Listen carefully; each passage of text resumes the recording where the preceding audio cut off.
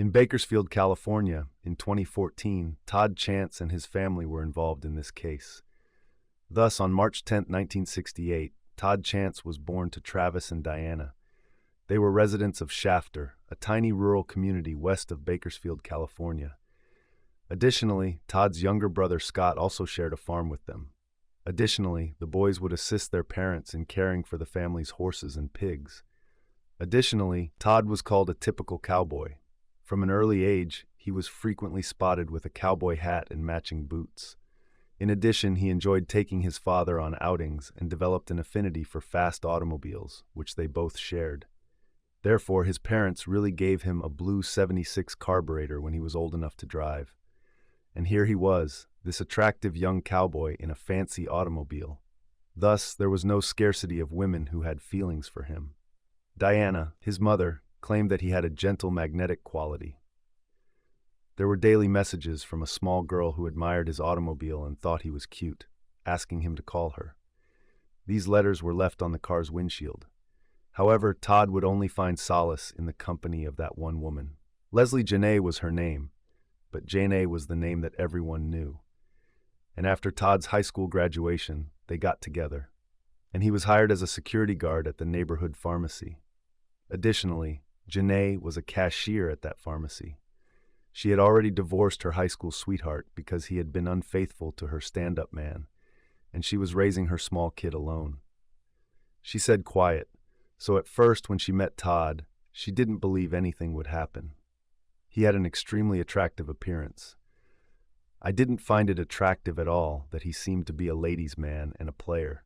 I'd been married once before. I had decided that I wanted to find an attractive, overweight man who would love me. That is a true statement made by Janae. Anyhow, she soon discovered that, despite his attractive appearance, Todd was not your typical plan-type man. From there, that relationship just kind of happened. And Todd was, well, excellent. They made a fantastic combination. He was quite devoted. He was really concerned about Janae and her daughter, Jessica. He genuinely cared for her, treating her like a child of his own. After being married, Janae and Todd had 2 additional daughters, Samantha and Sarah Janae. She was completing her teaching degree at the time. She observed 3 other jobs in addition to the cashier position in order to pay for her degree. After that, Todd worked as a truck driver, taking care of the family at home while Janae completed her teaching degree. She started working in administration at Fairview Elementary School after earning her credential. If it wasn't already clear, she worked extremely hard. She was very determined to succeed, even if it meant taking on 3 jobs in order to pay for her education.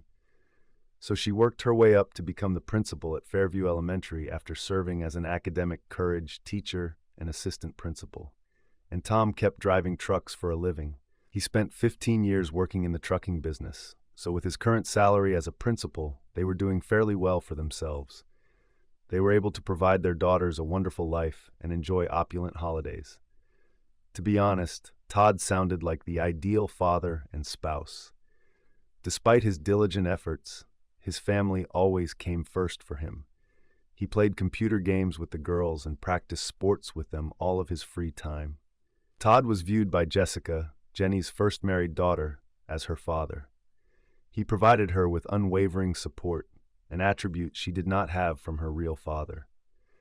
Additionally, he would take on household chores and take care of any sick children so that he could concentrate on her more strenuous work. By the summer of 2013, Samantha and Sarah were adolescents. Jessica had moved out of the family home, and the group decided to take a family trip to Las Vegas and San Francisco. They simply had the most amazing time. It was a wonderful opportunity for family bonding. It was a really amazing summer, possibly the finest summer I've ever had, Sarah commented. And then on August 25th, at 9:27 a.m., just a few weeks after coming back from that vacation, Todd was discovered dead. In Almond Grove, 24 kilometers or about 15 miles west of Bakersfield, was the location of the police dispatch. Furthermore, the field workers who discovered the body claimed that it could only have been disposed of there after 7:30 a.m., since that was the final time they had passed through the region in the morning. Todd Chance, 45, was wearing his wallet, which included his identity, when first responders arrived on the site, so they were able to identify him right away.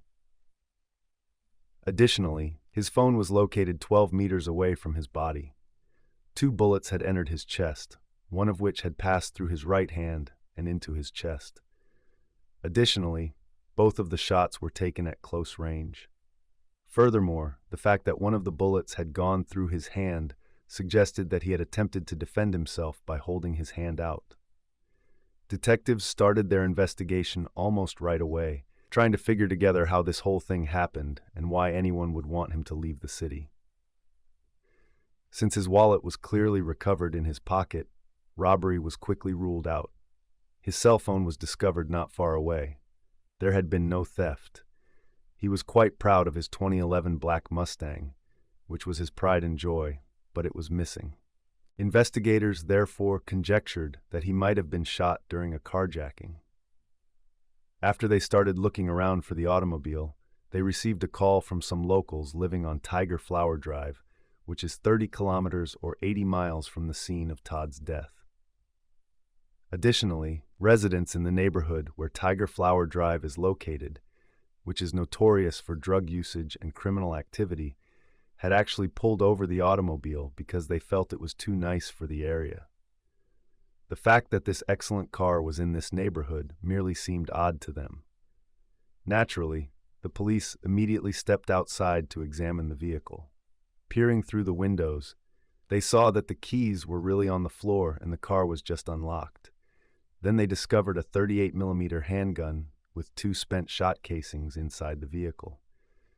They therefore assume right away that this is the murder weapon, which also confused the police greatly because, in a murder case, people typically try to get rid of the evidence. They throw the gun out while driving, for example, rather than just leaving it in plain sight for investigators to find.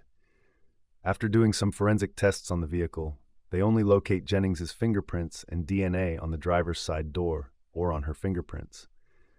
Afterwards, her DNA was discovered on the gear stick inside the vehicle. Of course, though, she was his wife. She was married to Todd.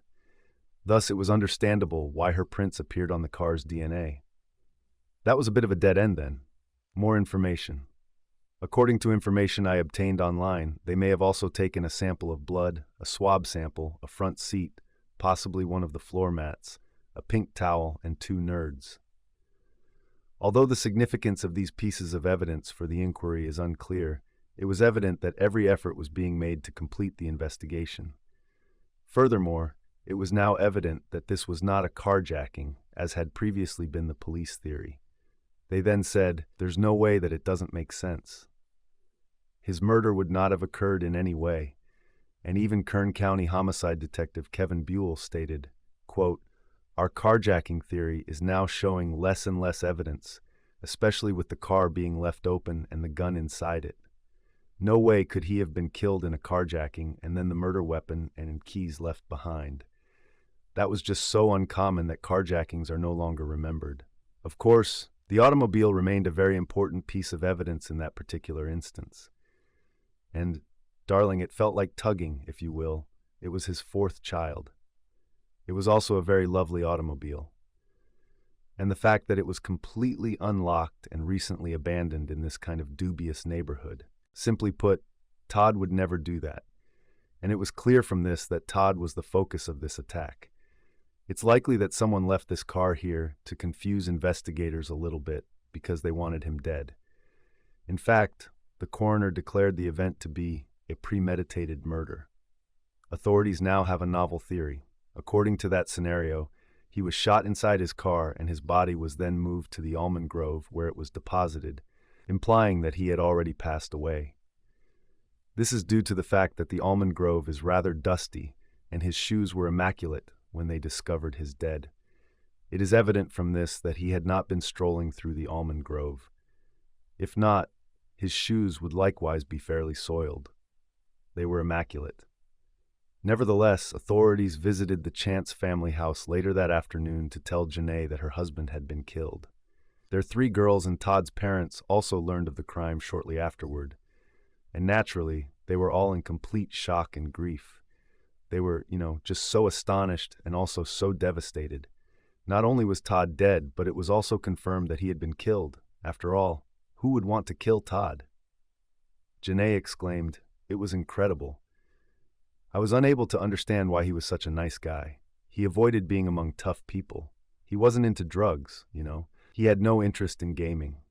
It's really puzzling." Jessica, their daughter, added, "This is a great loss for everybody. He was the greatest father, husband, and guy ever. I've known him since I was 4 years old. He was everything to me. He was my dad." In addition, Janae demonstrated remarkable self-control and composure in the face of such an upsetting and stressful moment. She also made every effort to support the police. She gave them phone and bank records and described what had happened that morning, including Todd leaving the house between 7:30 and 8 a.m. He explained that Todd was a gun aficionado and collector, so he was taking his dad, Travis, to a gun expo. She added that although their girls slept in, she was at home that morning finishing off some work. Her daughters corroborated this as well. At 9:30 a.m., one of their daughters reported seeing Janae at home, and the other daughter reported seeing her mother at home around 10 in the morning. Additionally, Janae was asked by the police to go through Todd's gun collection and cabinet to see if any weapons were missing. She then proceeded to take a look. Furthermore, a .38 caliber revolver was truly absent. She was aware that he didn't usually carry a gun with him. However, he had a gun show that morning. Additionally, occasionally people bring their firearms to gun exhibitions in order to trade, sell, or otherwise display them. Thus, while it was insane, it wasn't that crazy. Since the gun recovered in his car was likewise a .38 caliber revolver, the existence of the .38 caliber revolver almost proved that the weapon found in Todd's car belonged to him.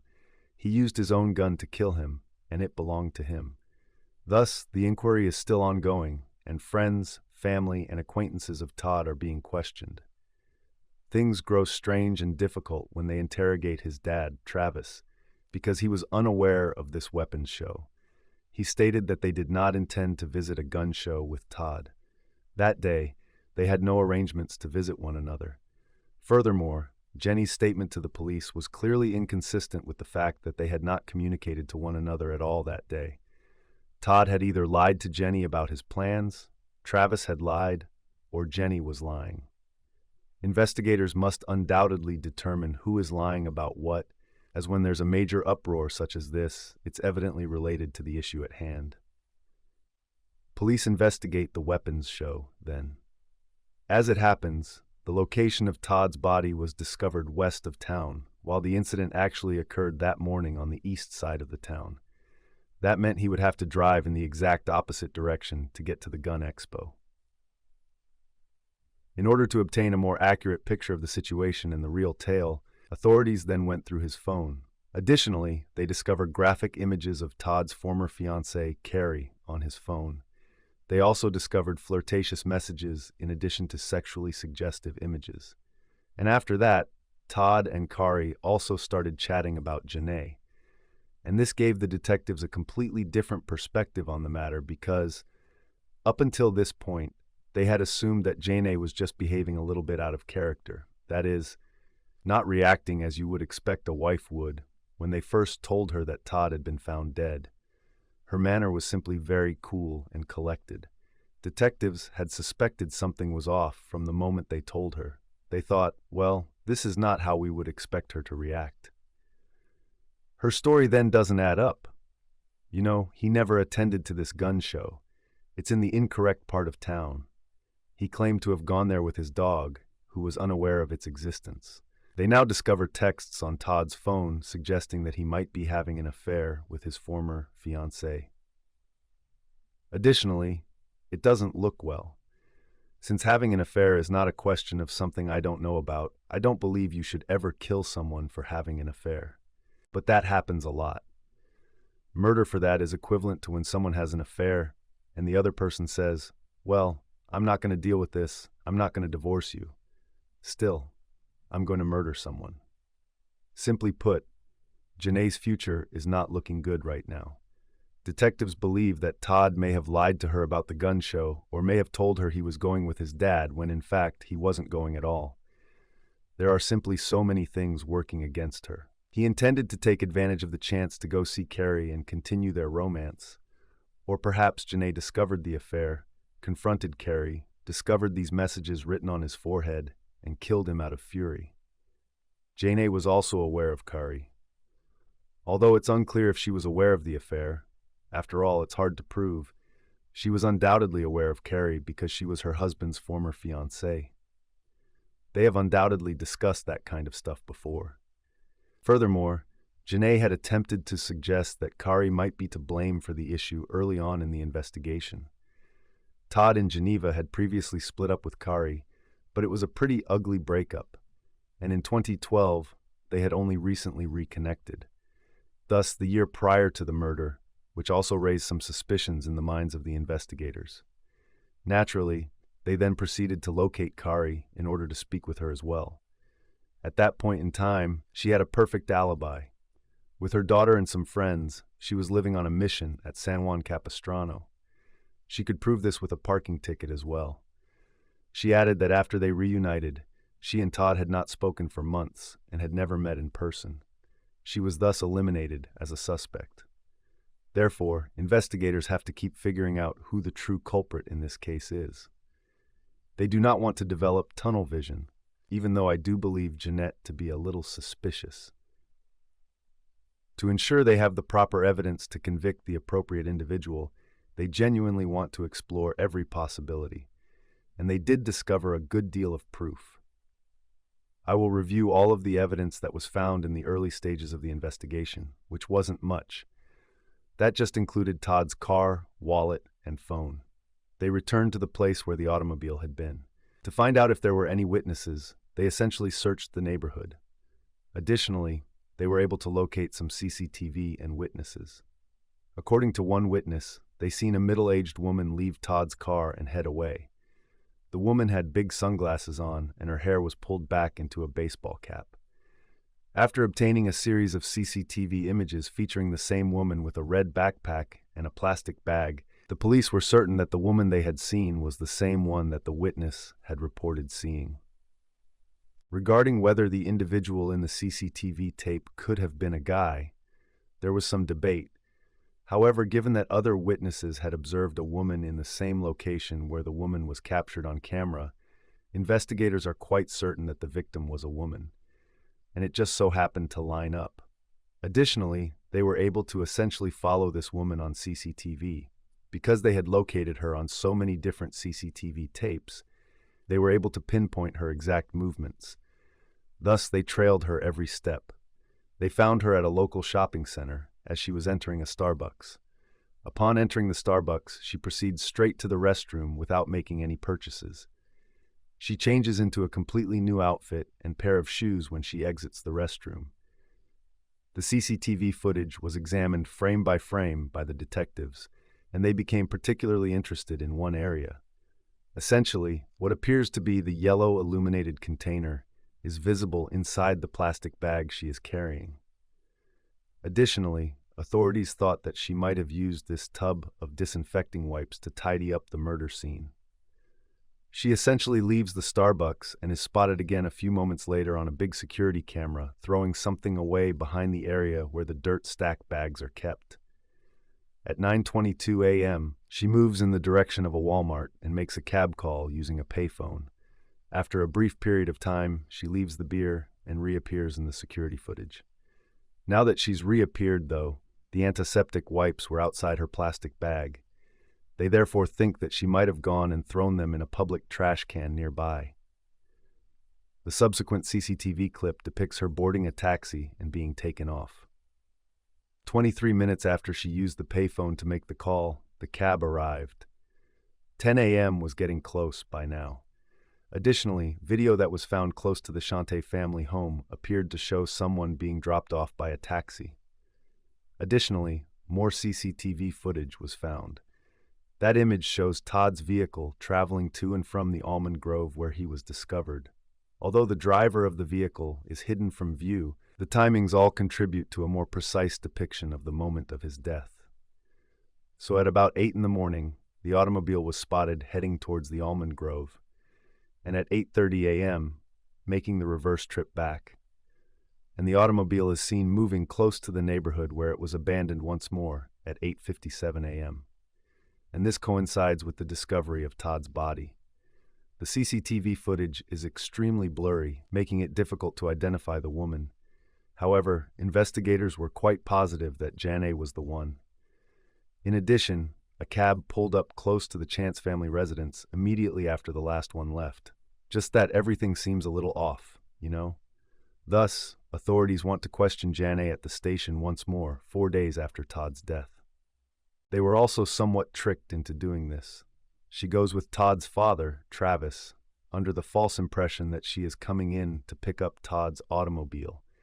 It also becomes evident really quickly that they really didn't want to do that once she arrives at the station. All they wanted to do was question her. They also desired to speak with Travis, Todd's father, just to ask, "Hey, do you recognize the woman in this footage?"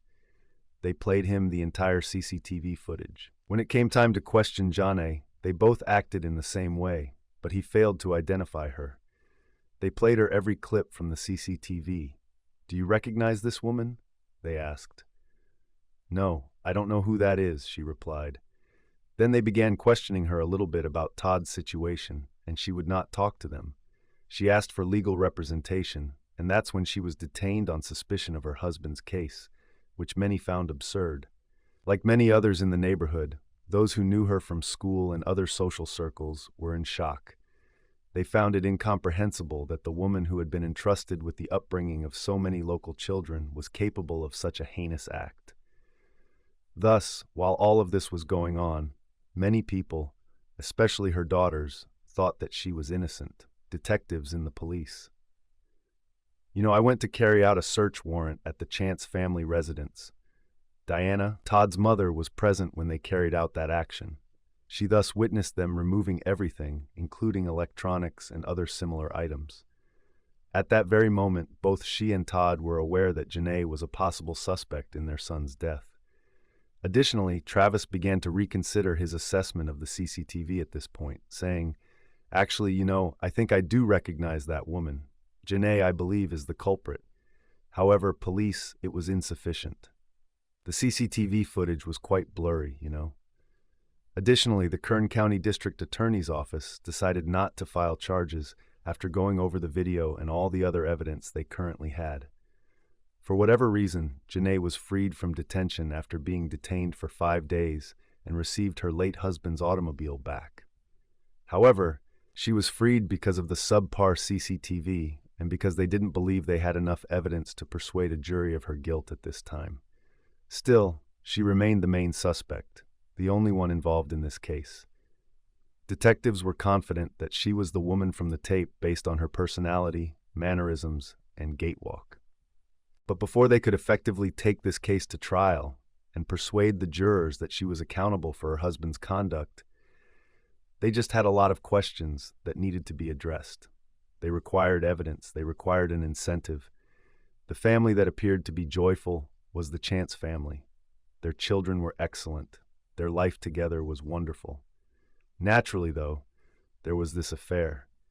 And as I've already mentioned, if that's not a serious thing, I don't know what is. Naturally, however, they would have to demonstrate that she was aware of this affair. She had maintained that she was unaware of it until after the murder. In addition, they had to demonstrate that she was the same woman shown on CCTV, as the investigators were certain that the woman in that video was the murderer. Everything simply added up. She's changing our clothes, She's getting rid of stuff.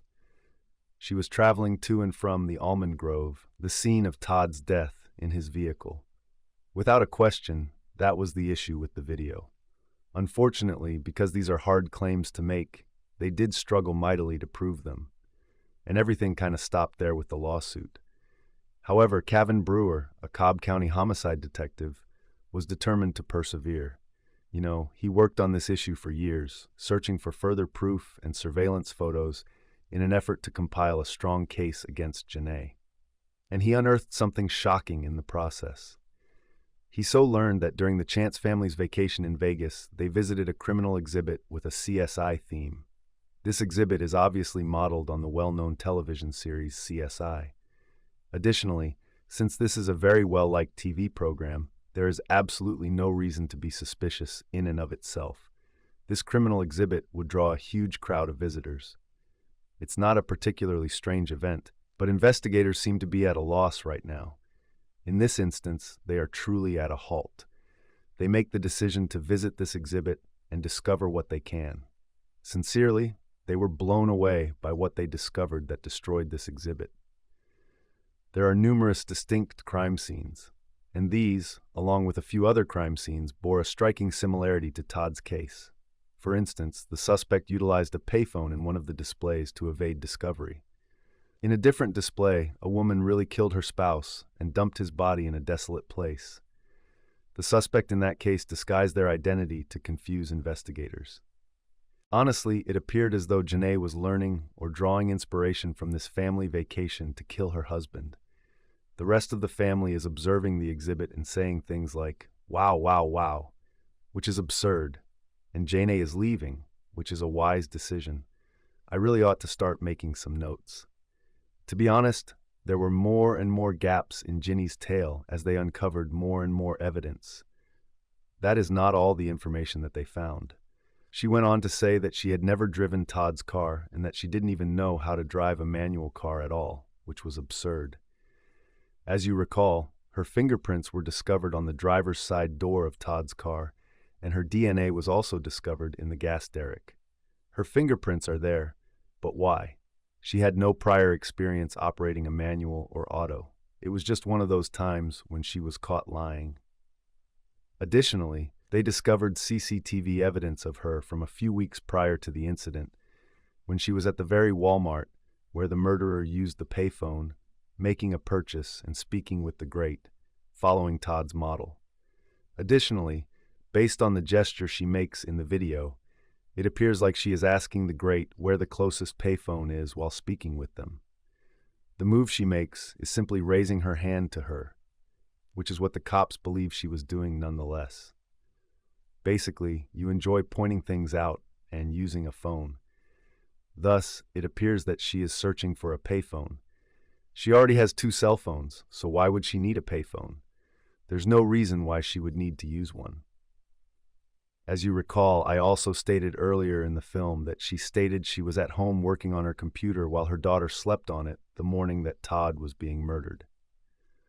After taking possession of the computer and sending it for analysis, the FBI returned and reported that there had been no activity on it until 11 a.m. that morning. She was lying about what she was doing that day, at the absolute least.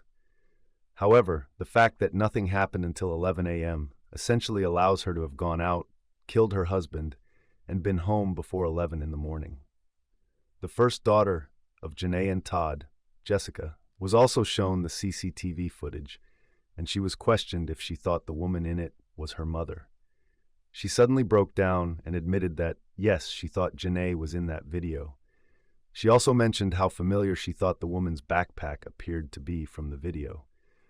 But Sarah and Samantha, Janae and Todd's other 2 daughters, didn't think their mother had anything to do with that. They believed Janae to be totally blameless. In the end, Jessica also came out, altered her viewpoint, and admitted that she was mistaken. The video they were playing for me baffled me. In my opinion, the footage does not depict her as innocent. She essentially said that she was shown every surveillance video by cops all at once. They then projected onto her the vision of Janae visiting Walmart a few weeks prior to Todd's passing. Additionally, she claimed that her perception of the unidentified woman from the day of his marriage affected her judgment and caused her to believe that they were all from the same day. That being said, all of Janae and Todd's kids now think that Janae is innocent and that the woman in the CCTV tape is not actually her.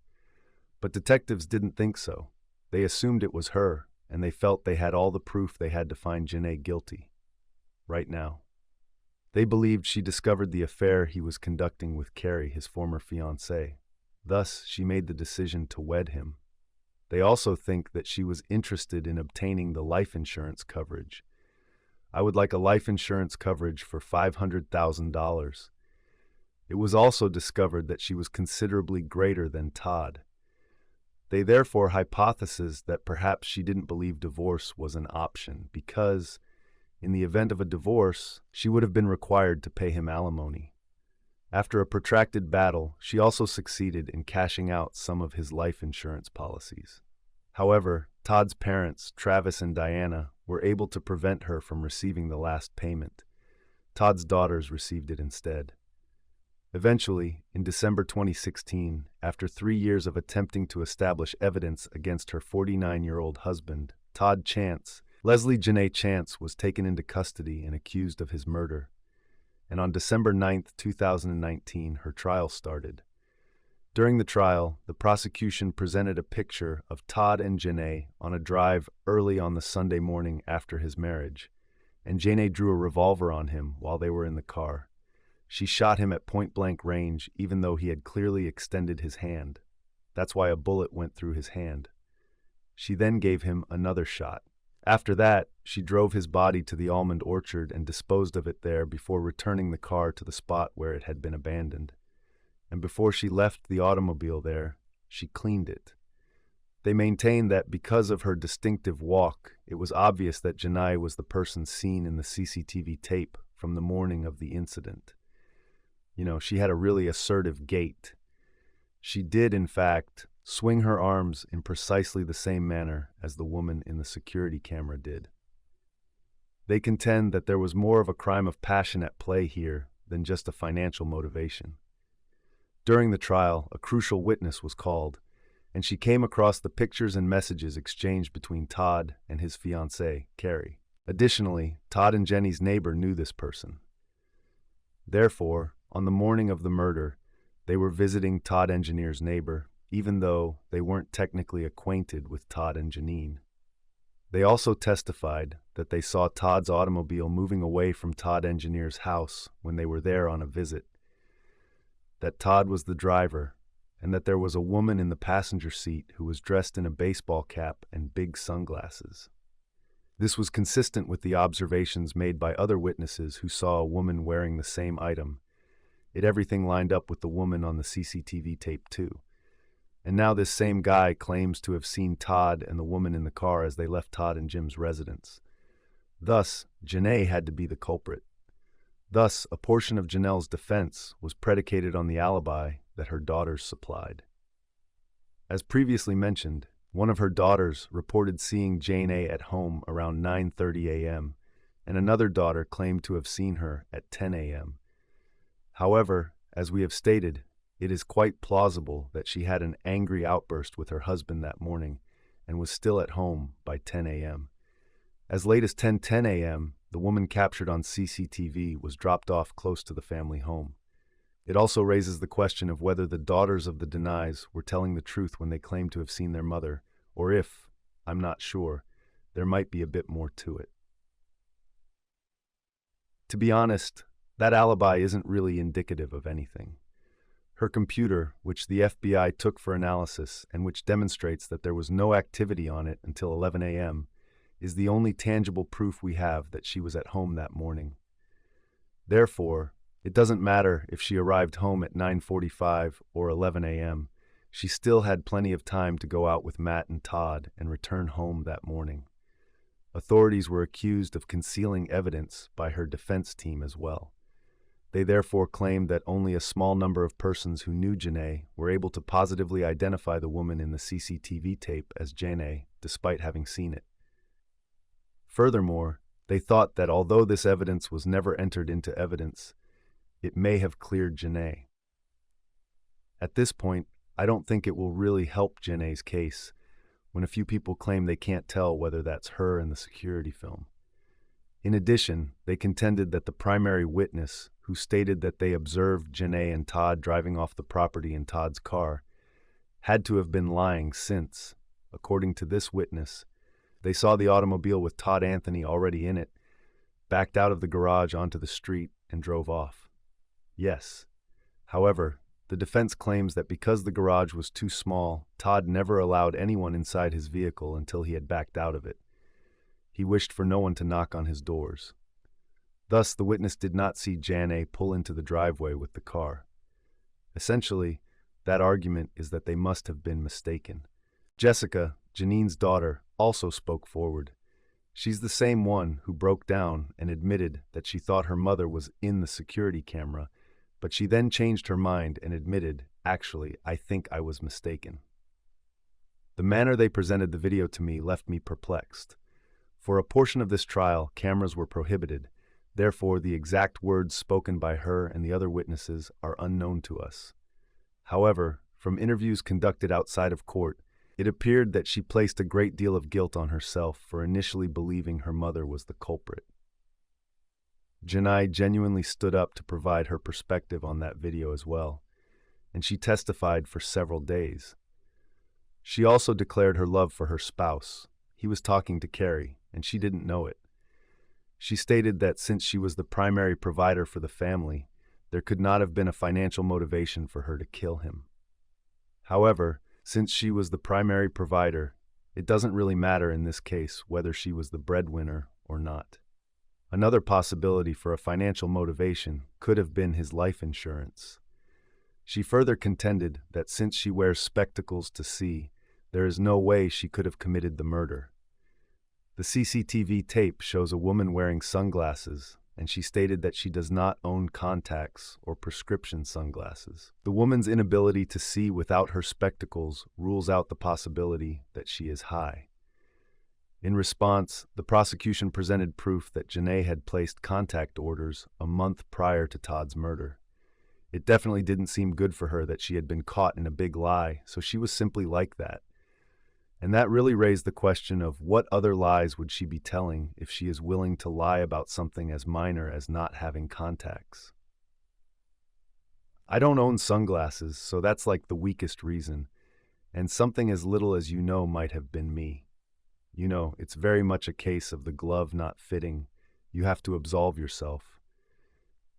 It feels good to me, but it didn't work out since the contacts treated it like it was the real deal. She did not think well of it at all. And to make matters worse, she admitted in an interview with Dateline that she had never worn contacts in 2015. Not once, never, ever, after the trial and everything had been said and done. And the really awful thing about it is that she was never wearing glasses when Dateline interviewed her back in 2013. It is therefore necessary that she had on contacts during that interview.